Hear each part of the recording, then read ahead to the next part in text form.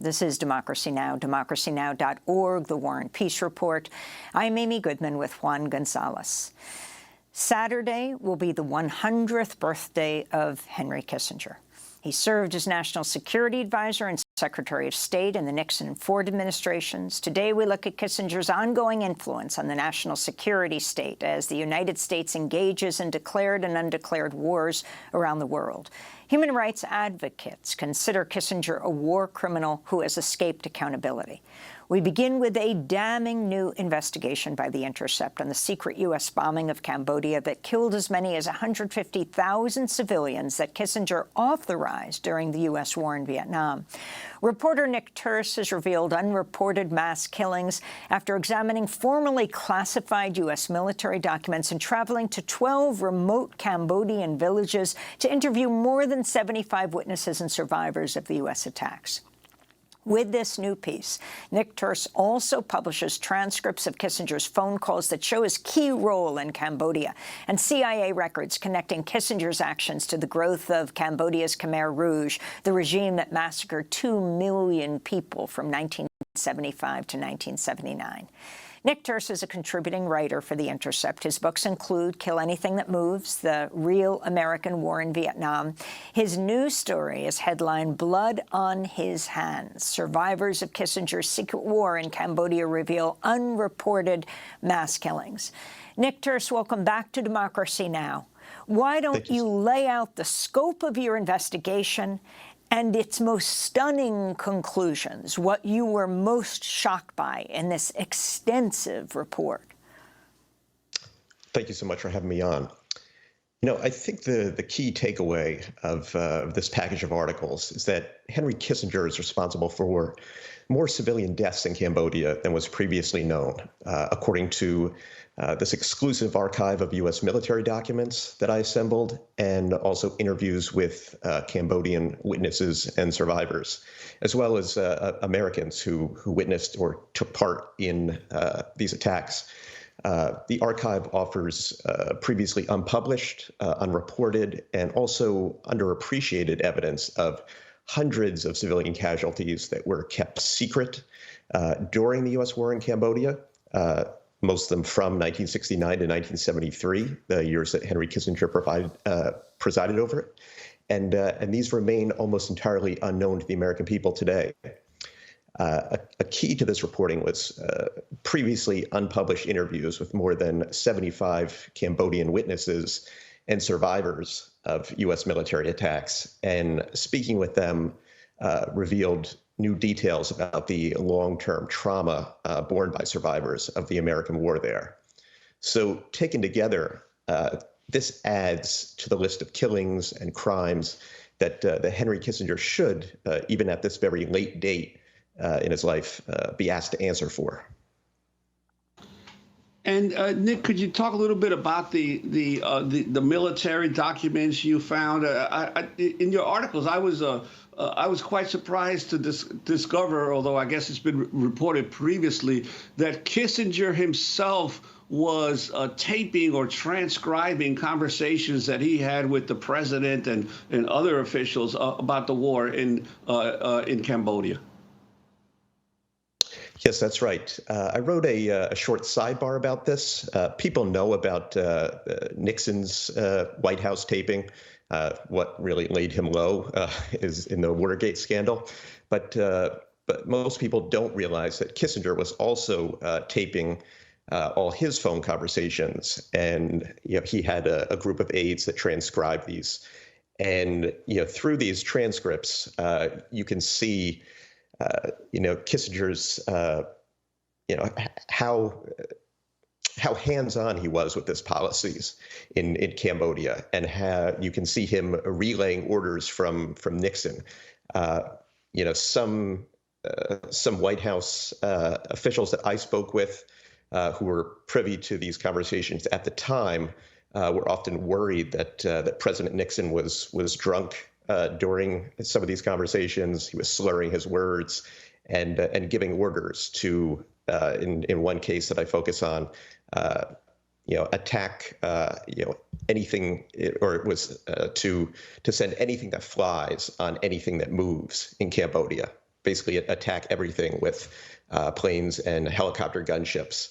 And you can see the order come right from Nixon. Nixon pass it down to his military aide, Alexander Haig.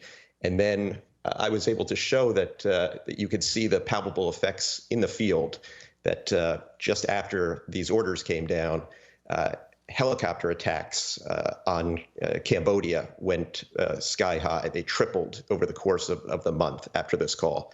So you can really see the direct effects of Kissinger in the White House and how it affected Cambodians on the ground. I want to start with your article, how you start your article in Cambodia. At the end of a dusty path snaking through rice paddies lives a woman who survived multiple U.S. airstrikes as a child. Round-faced and just over 5 feet tall in plastic sandals, Ms. Lorne lost an older brother to a helicopter gunship attack and an uncle and cousins to artillery fire. For decades, one question haunted her. I still wonder why those aircraft always attacked in this area. Why did they drop bombs here? Can you elaborate on this? And I want to say for our radio listeners, for television, we're showing photographs that you have, an incredible gold mine of photographs that you took when you made these visits. Talk about these details, the specific stories. Yes, Ms. Lorne's story and the suffering that she endured, the trauma that she's lived with all these years, it like so many of the stories that I heard in Cambodia really stuck with me. And and her question was one that I heard again and again. Cambodian villagers in these remote villages on the border with Vietnam, they had no idea why they were attacked. One day, American aircraft just started appearing overhead. They had no frame of reference for why this was happening. They didn't understand it, but they soon came to fear these machines. And for years on end, they were terrorized by them. I actually took her question to Henry Kissinger when I tried to confront him with questions for this article. And I asked him to answer the question that she had asked me: why did they attack here? And Kissinger responded with sarcasm, anger, and stomped off. He was able to beat an easy retreat and save himself from this questioning. But Cambodians like Ms. Lorne didn't have any sort of easy means of escape. There was another village that I visited, and I have some photographs from that as well. These were taken by my wife, Turse, who reported this along with me. And there was a village that was mentioned in U.S. documents. They mentioned an attack on May 1st, 1970. Helicopters circled a Cambodian village. The Americans had a phonetic spelling of it called Meroan. But there was no village in Cambodia called Meroan. It's not a Cambodian name, but there was one called Meron on the border. And we set about trying to find it. We got close, and we spent 2 days driving around local roads asking for directions. We finally turned off the highway onto a red dirt track that cut through some lush farmland. It then ended with a footpath, and it took us into this village. I quickly found the village chief, and I read him the excerpt from the documents that during this attack, 12 villagers were killed, 5 were wounded. This is from U.S. records. And after the assault, survivors fled their village, and they went to another one called Kontut. So when I asked him about this particular attack, it was like many Cambodian villages that I visited. He was baffled by it. They'd endured so many airstrikes over the years. He couldn't remember one single strike. But when he thought about the date, he told me, that's right. He gestured toward an area at the edge of the village and said they attacked intensely at that time, and then everyone here fled for Kontut. So I knew that we had the right place. And this village chief, a man named Shen Hang, lost his mother, his father, his grandfather, a nephew, a niece, and other more distant relatives to airstrikes. He and several other survivors told me about relentless attacks. And as he talked to me, his eyes reddened, and then they went vacant. And he sunk to his knees and moved to a far corner of the room. And I let him be. He eventually returned to the conversation, but this was the type of trauma that I encountered again and again. It had been decades, but this trauma wrought by Henry Kissinger's policies was still so amazingly fresh and palpable in all of these villages. And Nick, the U.S. bombing campaign and the war in Cambodia was followed, obviously, by the rise of the Khmer Rouge and also the genocide that the rest of the world associates more with Cambodia than anything else. I'm wondering, your reporting, what connection, if any, between this massive bombing campaign for which U.S. officials have never been held responsible, and the rise of the Khmer Rouge? Sure. I mean, of course, the Khmer Rouge is culpable for the genocide in Cambodia and the 2 million deaths. But as you mentioned, it's been long overlooked just how destabilizing the U.S. bombing was. There was such displacement of Cambodians within their own country, such trauma caused by the U.S. attacks, these relentless attacks, and tremendous quantities of bombs dropped, that the Khmer Rouge used all this as a recruiting tool. They went around to villages and said that the only way to make this stop was to join their movement, which before the U.S. bombing was really a small fringe movement of just thousands of people. By the end of the U.S. bombing, the Khmer Rouge numbered 200,000 people. And I mean, the U.S. attacks were the centerpiece of their recruiting drive, and it, unfortunately, it worked all too well. And so, President Nixon and Henry Kissinger certainly played a key role in enabling this genocide to happen. In 2016, during an event at the LBJ Library, Henry Kissinger was asked to respond to those who call him a war criminal. I think the word war criminal should not be thrown around in the domestic debate. It's a shameful, it's a reflection on the people who use it. As Henry Kissinger turns 100 years old on Saturday, in addition to Nick Turse, who's written this astounding series in the Intercept, headlined Blood on His Hands, we're joined by the Pulitzer Prize-winning historian Greg Grandin, author of the book Kissinger's Shadow, The Long Reach of America's Most Controversial Statesman. Greg's latest article is headlined Henry Kissinger, a War Criminal Still at Large at 100.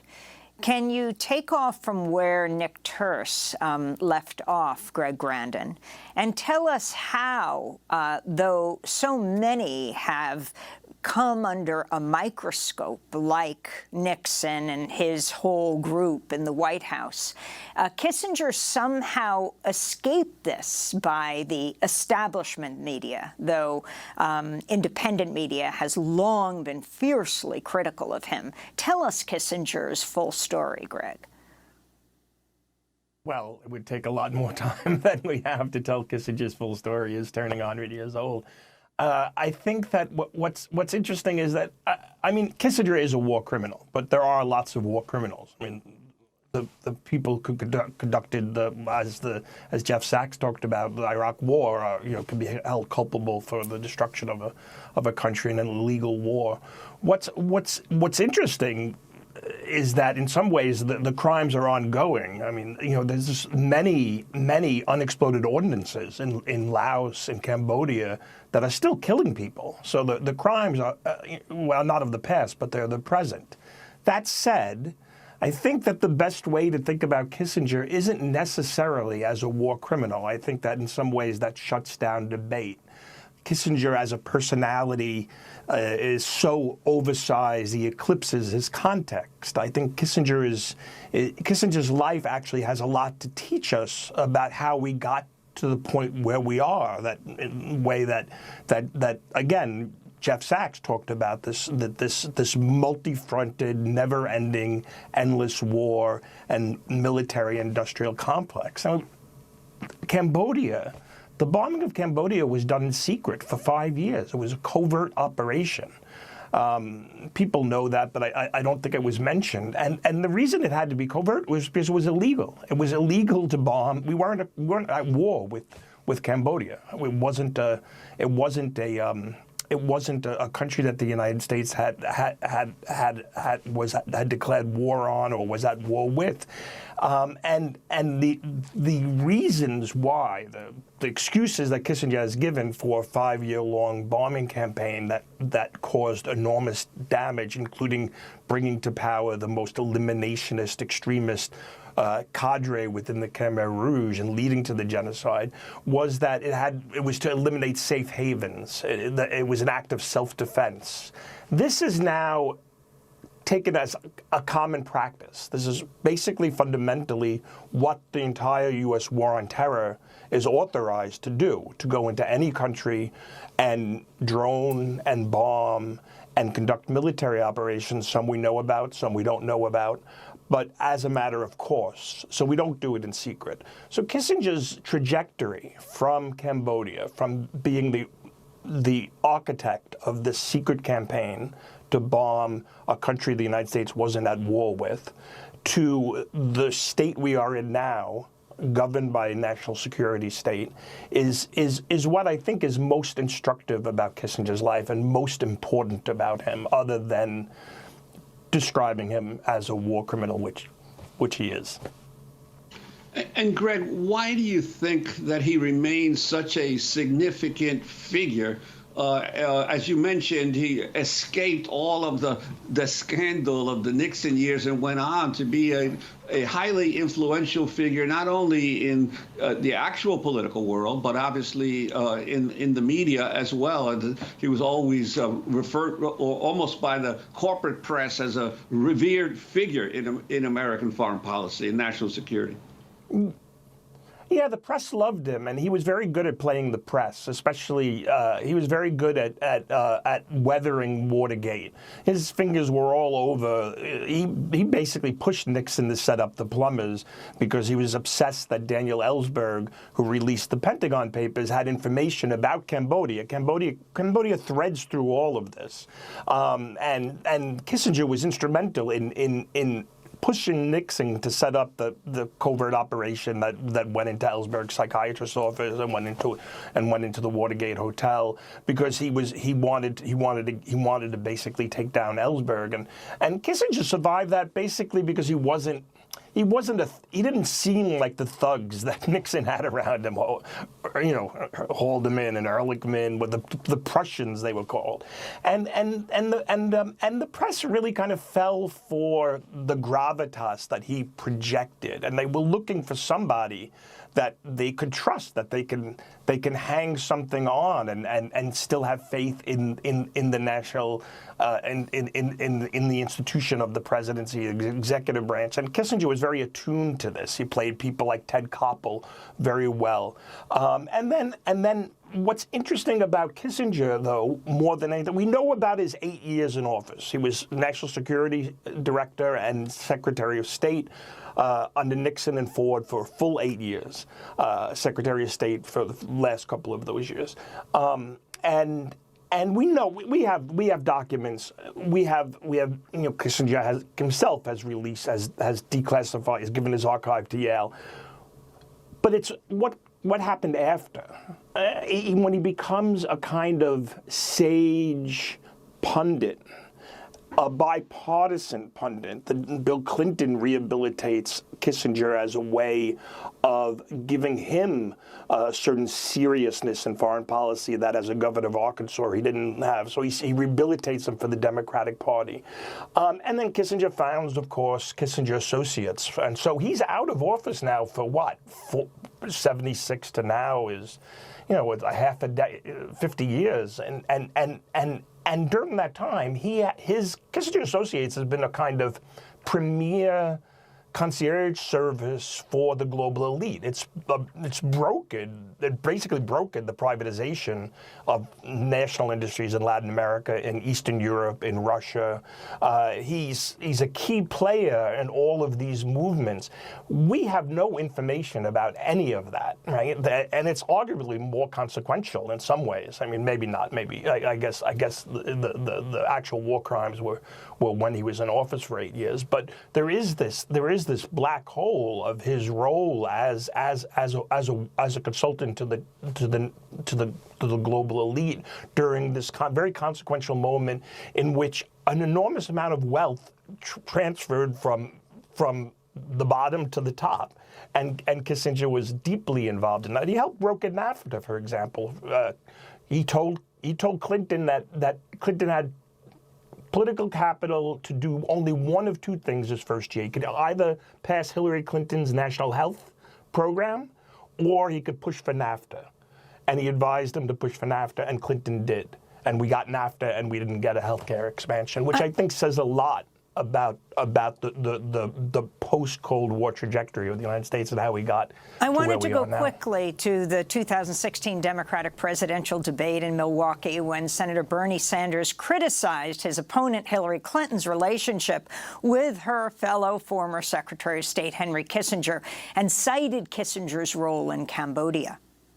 In her book and in this last debate, she talked about getting the approval or the support or the mentoring of Henry Kissinger. Now, I find it rather amazing, because I happen to believe that Henry Kissinger was one of the most destructive secretaries of state in the modern history of this country. I am proud to say that Henry Kissinger is not my friend. I will not take advice from Henry Kissinger. And in fact, Kissinger's actions in Cambodia, when the United States bombed that country, overthrew Prince Sihanouk, created the instability for Pol Pot and the Khmer Rouge to come in, who then butchered some 3 million innocent people, one of the worst genocides in the history of the world. So count me in as somebody who will not be listening to Henry Kissinger. So that was presidential candidate Bernie Sanders versus presidential candidate Hillary Clinton. And then you have the late celebrity chef, Anthony Bourdain, who once said, "Once you've been to Cambodia, you'll never stop wanting to beat Henry Kissinger to death with your bare hands. You'll never again be able to open a newspaper and read about that treacherous, prevaricating, murderous scumbag sitting down for a nice chat with Charlie Rose or attending some black tie affair for a new glossy magazine without choking. Witness what Henry did in Cambodia, the fruits of his genius for statesmanship, and you'll never understand why he's not sitting in the dock at The Hague next to Milosevic." Now, those were the words of Anthony Bourdain. And I want to get your comment on this, Greg, and then Nick Turse. Yeah, well, again, Cambodia, the centrality of Cambodia in this transitional period of the U.S. national security state and its importance, you know, the human damage and costs and pain and suffering is overwhelming to think about. But more kind of stepping back and thinking about its role in the kind of trajectory of U.S. power. One thing we didn't talk about is Kissinger's role in the October surprise of 1968. The New York Times just ran an article more or less confirming Reagan's role in the October surprise regarding the Iranian hostages. But Kissinger, Kissinger in the 1950s and 60s was a Rockefeller Republican. He understood himself as a liberal Republican, and he was shocked when Nixon got the nomination in 1968. He thought his political career was over, but then he reached out to the Nixon campaign and he said, I got contacts in the Johnson campaign. I can let you know what's going on with the peace talks in Paris that were hoping to wind down the war and might have given Humphrey the presidency. And Kissinger passed on information that the Nixon campaign then used to scuttle those talks. And then once he was appointed, he was awarded with that by being appointed National Security Advisor. And then once he came into office, he had to figure out a way to restart the peace talks because Nixon promised to end the war. So what can you do? You just scuttle the peace talks. How do you restart them? Well, one of the not the stated justifications, but one of the reasons why he started bombing Cambodia and became obsessed about Cambodia was he was trying to kind of project a certain kind of madman theory to the North Vietnamese, that the Nixon administration was so crazy they would start bombing Cambodia, and maybe this would bring them back to the negotiating tables. And of course, it didn't, and the war dragged out, and for another 5 years for no reason. It could have ended in 1968. It could have, and millions of lives were lost. Vietnamese, tens of thousands of lives were lost in the United States, all as a result of this moment, this first October surprise in 1968. And again, Cambodia playing a central role in that history. Nick Turse, we just have a minute, and we want to give you the last word after this massive investigation you've done and documents you've uncovered and people's voices that haven't been heard before. Yes, I wanted to bring it back to the Anthony Bourdain quote and just offer up one case that I chronicle. And this is from the U.S. records. Americans shot up a village with helicopters using machine gun fire rockets. And then South Vietnamese forces, an American officer landed. They began looting this village. An American officer stole a Suzuki motorbike and hauled it onto this helicopter. Other Americans noticed that there was a young Cambodian girl, maybe 5 years old, who was shot and bleeding, lying on the ground. They wanted to take her for medical care, but the officer who dragged the motorbike on board said negative. They were weighed down by the bike and they had no room, and they left this girl there to die. This happened after Henry Kissinger gave that order to anything that flies and anything that moves. So this is Henry Kissinger's legacy, and this is what Anthony Bourdain was talking about. Intercept reporter Nick Turse will link to your 4-part series, including the piece Blood on His Hands. Survivors of Kissinger's secret war in Cambodia reveal unreported mass killings. And we want to thank Yale University professor Greg Grandin, author of the book Kissinger's Shadow. We'll link to your new article, Henry Kissinger, a War Criminal Still at Large at 100. I'm Amy Goodman with Juan Gonzalez.